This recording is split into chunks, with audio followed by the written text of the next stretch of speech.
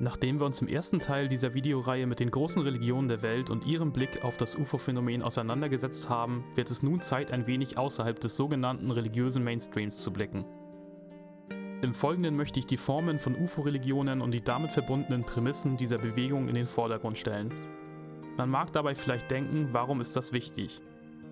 Wir können in den verschiedenen Gruppen direkt sehen, wie das UFO-Phänomen Glaubenssysteme prägt, verändert und teilweise selbst kreiert. Dieser Aspekt ist bei der Betrachtung unserer Thematik nicht außer Acht zu lassen. Unabhängig davon, ob diese Entwicklungen nun vom Phänomen selbst geplant und gewollt sind, was natürlich reine Spekulation wäre, so haben sie doch Einfluss auf die Lebensrealität vieler Menschen, sei es nun bewusst oder unbewusst. Wie wir in diesem Video sehen werden, ist dies nicht immer ungefährlich und kann auch zu großen Tragödien führen. Es ist also wichtig, sich über die symbolische und weltanschauliche Wirkmächtigkeit des UFO-Phänomens bewusst zu werden. Zudem bietet dieses Video einen hoffentlich interessanten Überblick über die unterschiedlichen Gruppen der vergangenen Jahrzehnte. Es geht mir nicht darum, die Glaubwürdigkeit dieser Gruppen und ihrer Führungspersönlichkeiten zu analysieren oder zu bewerten, da sie ohnehin auch so soziale Realitäten für unzählige Personen schaffen. Und das ist das, was für diese Analyse wichtig ist.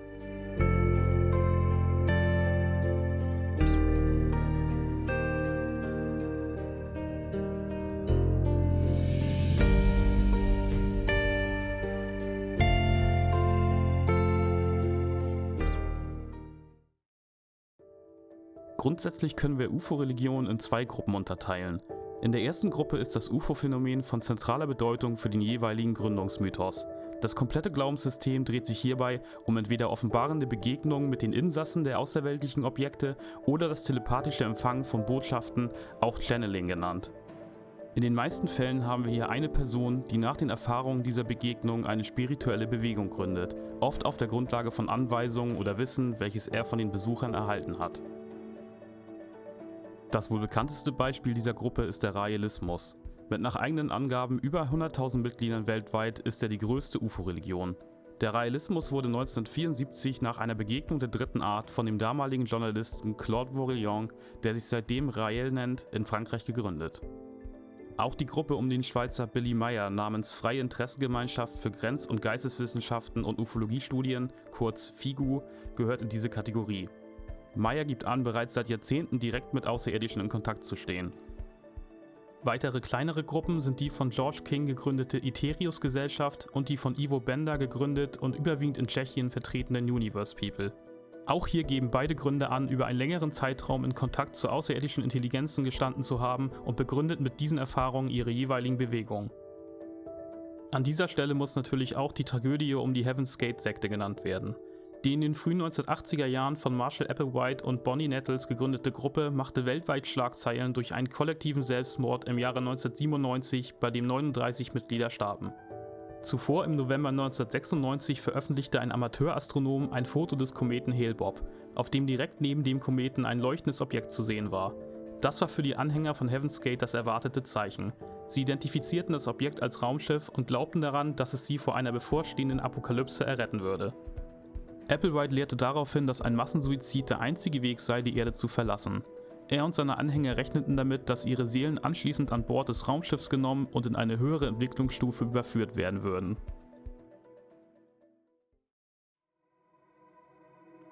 Dieser Tiefpunkt hat bis heute Einfluss auf die öffentliche Meinung von UFO-Religionen und neuen religiösen Bewegungen im Allgemeinen, und die verschiedenen Gruppen versuchen sich seitdem vehement von solchen Vorkommnissen zu distanzieren. Unabhängig von konkreten Glaubenssystemen oder den unterschiedlichen, teilweise gefährlichen Entwicklungen dieser ersten Kategorie von UFO-Religionen, was haben sie eigentlich gemeinsam? Wie bereits zu Anfang erwähnt, haben fast alle Gruppen einen ähnlichen Gründungsmythos. In allen Fällen soll es nach Angaben der Gründer zu einem Kontakt mit einer außerirdischen Intelligenz gekommen sein. Dies gilt prinzipiell für alle UFO-Religionen, auch wenn es nicht immer zu einer Begegnung der dritten Art gekommen sein soll. Die Rolle des Gründers ist hierbei zentral, da sie prophetischen Anspruch erheben und die Überbringer der außerweltlichen Botschaft sind. Oft sehen sie sich in einer Reihe mit den großen religiösen Persönlichkeiten der Vergangenheit, sei es nun Buddha, Jesus oder Mohammed. An diesem Punkt kann man auch gut erkennen, dass UFO-Religionen ihre Theologie auf bestehenden Glaubenssystemen aufbauen oder diese erweitern. Bezüge zum Christentum, fernöstlichen Religionen oder auch okkulten Bewegungen und der Theosophie sind erkennbar. Die außerirdischen Intelligenzen werden grundsätzlich in einem positiven Licht präsentiert. Ihnen kommt eine Erlöser- bzw. Retterrolle zu, oftmals in Verbindung mit großen Veränderungen auf der Erde im Sinne eines neuen Zeitalters oder gar apokalyptischen Überzeugungen. Letztendlich bleibt es also jedem selbst überlassen, den Angaben der Gründungsperson entweder zu glauben oder eben nicht. Es gibt aber noch einen interessanten dritten Weg und da wir uns hier auf einem Ufologie-Kanal befinden, möchte ich diesen nicht unbeachtet lassen. Der prominente Ufologe Dr. Jacques Vallée hat sich tiefgehend mit dem Phänomen von Kontaktpersonen und UFO-Bewegungen auseinandergesetzt und ist dabei zum Schluss gekommen, dass es durchaus möglich ist, dass einige dieser Personen echte Erlebnisse hatten. In seinem 1979 veröffentlichten Buch Messengers of Deception stellt er die Hypothese auf, dass wer auch immer hinter dem Phänomen steckt, teilweise absichtlich Personen in die Irre führt und Glaubenssysteme beeinflusst. Er stützt sich dabei auf unzählige Interviews und Berichte über Begegnungen der dritten Art, die in den meisten Fällen von einer großen Absurdität begleitet werden.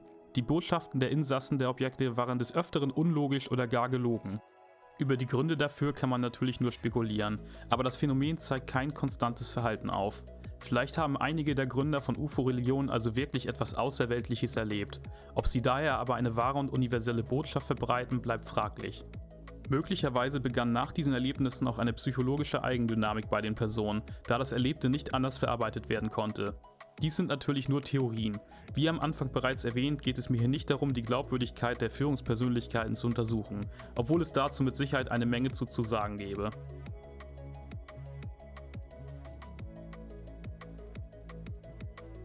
Unabhängig von diesen möglichen übernatürlichen Aspekten kann man sich natürlich auch aus einer etwas weltlicheren Perspektive fragen, woher kommen diese UFO-Religionen überhaupt? Wie bei den meisten sozialen Phänomenen spielen auch hier die gesellschaftlichen und kulturellen Aspekte eine zentrale Rolle. Sehr gut sehen kann man das am Beispiel der 1970er Jahre, in denen wir einen großen Zuwachs an neuen religiösen Bewegungen und damit auch UFO-Religionen erkennen können. Im Westen hat sich zu dieser Zeit, besonders bei der jüngeren Bevölkerung, ein großer Frust mit dem politischen, gesellschaftlichen und spirituellen Status quo etabliert. Es wurde viel über alternative Lebensweisen und Ideen nachgedacht und neue Bewegungen, sei es nun politischer oder religiöser Art, hatten eine hohe Anziehungskraft. Dieser Zeitgeist begünstigt natürlich das Entstehen neuer Gruppen zusätzlich. Auch in den 1950er Jahren und der damit verbundenen Nachkriegszeit konnte man Ähnliches beobachten. Die Erfahrungen des Zweiten Weltkriegs ließen viele Personen desillusioniert zurück und es folgte eine Suche nach Neuorientierung. Zu dieser Zeit entstanden auch die ersten UFO-Bewegungen. Nachdem wir uns nun mit der ersten und für unsere Thematik meiner Meinung nach wichtigeren Kategorie auseinandergesetzt haben, möchte ich nun noch kurz die zweite erläutern. Diese zweite Gruppe von UFO-Religionen gestaltet sich etwas anders, da wir in diesem Fall vielleicht gar nicht von einer UFO-Religion im Sinne der ersten Kategorie sprechen können. Es handelt sich dabei um Glaubenssysteme, die das UFO-Phänomen nur als Teilaspekt in einem deutlich breiteren theologischen Konzept aufgenommen haben. Zugegebenermaßen ist diese Trennung nicht immer ganz einfach zu definieren. Es ist also durchaus möglich, dass einzelne Gruppen, die hier nicht genannt werden, sozusagen zwischen den Kategorien zu finden sind.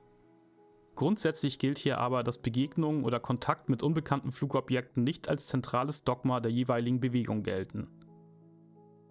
Die 1930 von Afroamerikanern gegründete religiös-politische Bewegung Nation of Islam interpretiert die Erlebnisse des alttestamentarischen Propheten Ezekiel als Begegnung mit einem UFO.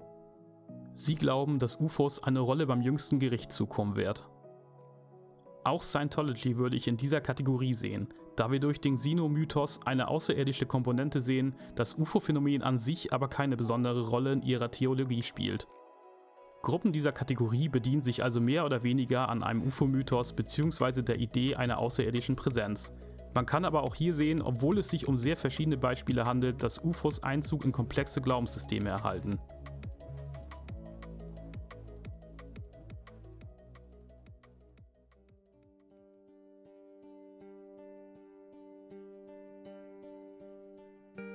Besonders durch die neuen und anhaltenden Enthüllungen rund um das UFO-Phänomen könnte es auch in Zukunft wieder zu einem Anstieg von UFO-Bewegungen kommen.